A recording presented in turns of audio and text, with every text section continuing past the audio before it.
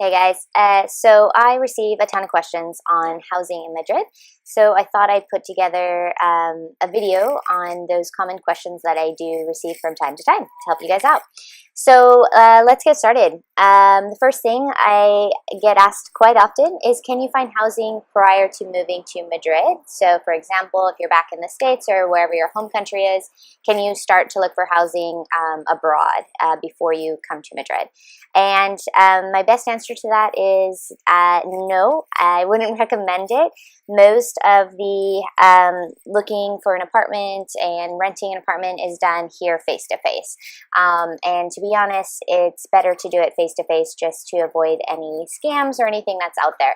So as far as advice to do prior to moving to Madrid, I would recommend just doing as much research as possible, learning a little bit more about what exactly living arrangements do you want to have. For example, do you want to live in your own studio, flat? Do you want to have roommates, which is very typical to have like a shared living space? Do you want to live with a family? That's also an option. So to kind of get to think about those questions, and then you can also research various neighborhoods here in Madrid, just to get an idea of what fits your personality, but it's better to just see it in person. So again, I would just recommend to do some research, but you really can't do much prior to that. So you're here in Madrid, you've moved, you're likely staying in a hostel or an Airbnb for like a week or two. What I would recommend is finding short-term housing versus long-term housing. So that is a question I get often. My recommendation is, if you can, try to find like a 1 to 2 month, maybe 3 month contract or place just to stay for that short period before you lock into a long, full-term 6 months to a year contract. The reason for that is that's going to give you just amount of time to look for an apartment, also to get an idea of what neighborhoods are in the area. So where do you want to live in Madrid? So you have time to explore the different neighborhoods, and you also have time to live temporarily in an apartment to get an idea exactly of space. What exactly do you want? Are you looking for a window in your room, for example, or do you want a terrace? I don't know, some certain things like that. So you will get that feeling once you arrive and do more of a temporary housing situation. I recommend arriving if you can during the summer. So one thing that I did is I arrived mid-July. So July, August, because most of the auxiliares, those are the teachers that are in the government program here in Spain teaching English, they are likely going back to their home countries to renew their visa to come back out again for their second year or third year. So likely they're already in their housing, they probably want to stay, and they're only looking for somebody to sublease the apartment for maybe a month or two. So that's exactly what happened with me. I found a group of girls on Facebook, a Facebook group, the Auxiliaries group, and they were looking for people to rent their rooms just for a couple months. So it worked out perfectly. I was able to rent their room for a month or two, lived with some other teachers, and then that gave me just enough time to kind of figure out, okay, where do I want to live? What do the neighborhoods look like? What price can I afford? These kind of questions. So highly recommend doing that. If you can find temporary housing, that would be the way to go. Also, some questions to keep in mind when you're looking for apartments. So how exactly to find housing here? The most typical platforms, the free platforms, are going to be Idealista. You're going to hear that one a lot. EasyPiso, Fotocasa. These are going to be your free platforms. Just be cautious. Since it is free, there can be a lot of spam from time to time. So the best way to look out for that is, obviously, if it looks too good to be true, it likely is. But if you have any questions, you can always forward me the ad and I can take a look at it. But yeah, just be cognizant of that. The other thing is, when you are looking for a flat to rent, there'll be options for private versus agency. So this was something I didn't know at first. I was looking at all these awesome rooms, and they were being rented by an agency. And so I didn't know that until after the fact. And so they actually, if you go the agency route, it's very, very expensive. They can charge you up to anywhere like 1 to 2 months extra of a deposit, and you don't get that money back. So if you want to go the agency route and you can afford it, go for it, but likely you will be looking through a private owner. The thing with the private owners are that those listings go very, very fast. So as soon as you see it posted, you have to immediately get on the phone and call them. If there's a number, I would recommend calling, not emailing. You really got to be on top of it. For those that don't speak Spanish, try. There's some posts out there for just like basic things that you're looking for, how to say certain things in Spanish. Learn those phrases because you will need to know certain things as you're going to be speaking to a lot of Spanish people. So if you know of somebody that speaks Spanish, I would recommend having them help you. But if not, don't fear. You can definitely do it. You will just have to learn a little bit of Spanish to get through this housing period. Some things to keep in mind. What's your price range you're looking for? So apartments can range depending on anywhere in the area, anywhere starting from one room being like 300 maybe to anywhere to like 650. Just depends on if it's a shared flat, what's the living situation look like, are you renting by yourself, all of that can change the price. Is it in the center, is it outside? Keep those in mind. Some other things to keep in mind when looking for an apartment: is it well connected? Is it near a metro or a train or a bus station? That's always really helpful. Is it noisy or super quiet? That's great too. But likely if you're moving to off a busy street, it will be noisy, so that's something to consider. Is it furnished? Some of these you will find the listings if it's furnished or not furnished. So definitely want to try to look for ones that are furnished. And natural lighting. So this is interesting. I was looking at an apartment prior to the one that I'm in now, and I found one that I fell in love with. However, there was absolutely no natural lighting. So while it was beautiful and had everything I wanted, I also knew that I just wanted the natural light with the windows, and yeah, it's just, for me, it's a game changer. So think about that. Air conditioning, heating, I would say are essential, especially if you're going to stay here for the summer. You're going to want air conditioning. Is there a deposit? Likely there will be a 1-month deposit, and that should be refundable at the end of your lease. But again, check with your renter, because the contract details can be different. You will likely sign a contract.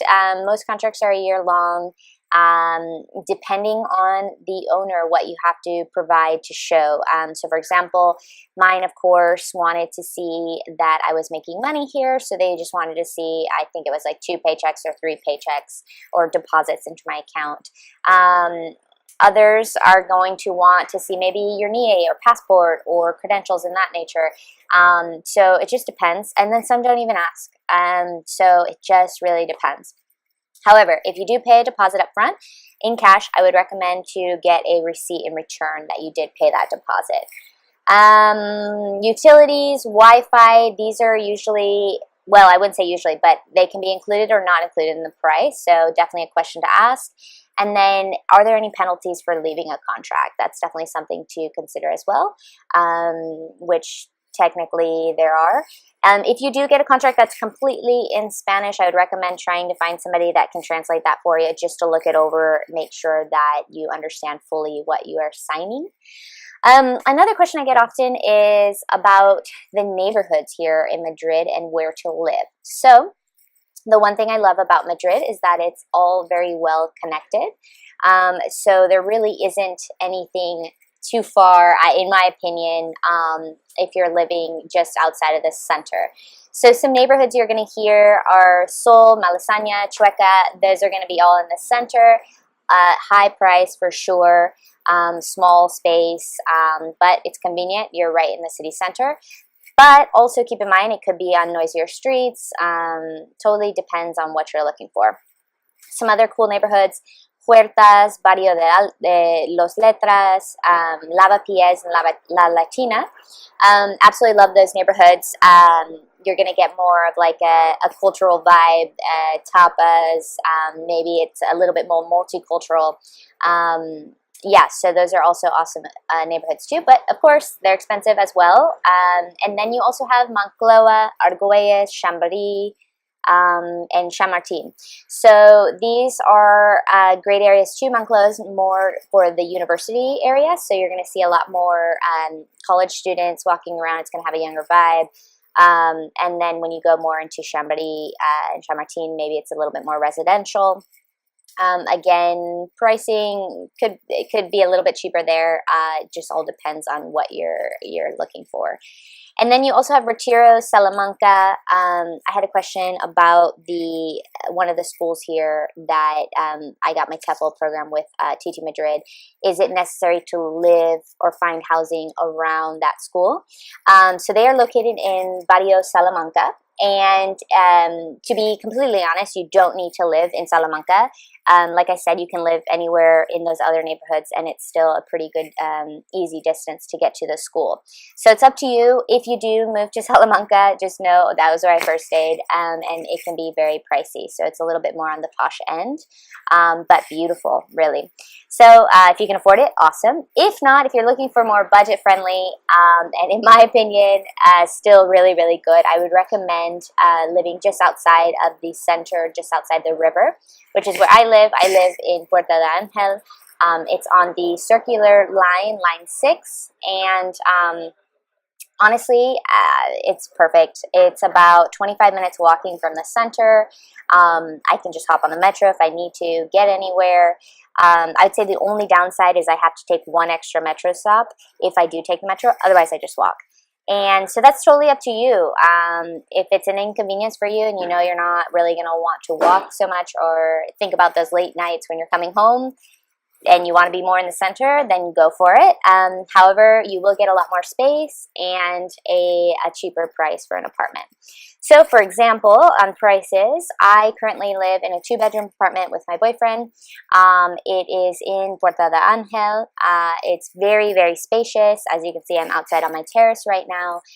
It's renovated, so it's got a full kitchen. It's got an oven, which was definitely something we are looking for because not a lot of apartments in Madrid have ovens, surprisingly. What else? The terrace, which I love. And then, of course, it has the natural lighting, the size, the rooms are really big. And so for us, it's perfect. And we pay $850 a month. So split between two, it's $425, which is a really, really good price. And I honestly love it. We live right by the river, so it's a great area. Casa de Campo, it's a huge park right next door. There's a pool near Lago. Just really, really awesome neighborhood that it's great for prices and to live in. So I think that about covers it all. Some other recommendations for if you're looking for housing, you can also go through third-party platform called Spotify, or Spotify, listen to me, Spotahome. So that's a program here where they can, you can go on their website and they film everything. So the only thing is it's kind of like an agency, so you will pay a little bit more.